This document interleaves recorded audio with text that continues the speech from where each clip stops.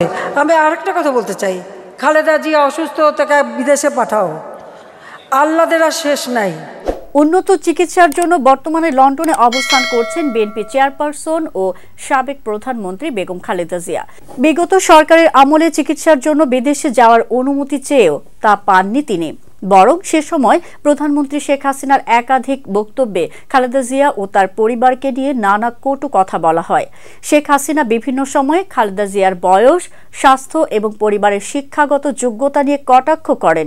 এমনকি যখন বিএনপির পক্ষ থেকে তার চিকিৎসার জন্য বিদেশে নিয়ে যাওয়ার অনুমতি চাওয়া হয়, তখন শেখ হাসিনা মন্তব্য করেছিলেন, খালেদা জিয়ার বয়স ৮০ বছরের উপরে হয়ে গেছে, মৃত্যুর সময় হয়েছে, এত কান্নাকাটি করে লাভ নেই। তবে এসব অশালীন মন্তব্যের পরও খালেদা জিয়া শেখ হাসিনা কিংবা তার পরিবার নিয়ে কোনো বিরূপ মন্তব্য করেননি। এমনকি লন্ডনে চিকিৎসার জন্য গিয়েও তিনি শেখ হাসিনার বিরুদ্ধে কোনো ব্যক্তিগত আক্রমণ করেননি। রাজনৈতিক প্রতিদ্বন্দ্বিতার মাঝেও খালেদা জিয়ার এই নীরবতা অনেকের কাছে প্রশংসার দাবি রাখে। তার সমর্থকরা মনে করেন এটি তার ব্যক্তিত্ব ও ধৈর্যের পরিচায়ক। অন্যদিকে বিরোধী পক্ষের এমন মন্তব্য নিয়ে জনমনে মিশ্র প্রতিক্রিয়া সৃষ্টি হয়েছে।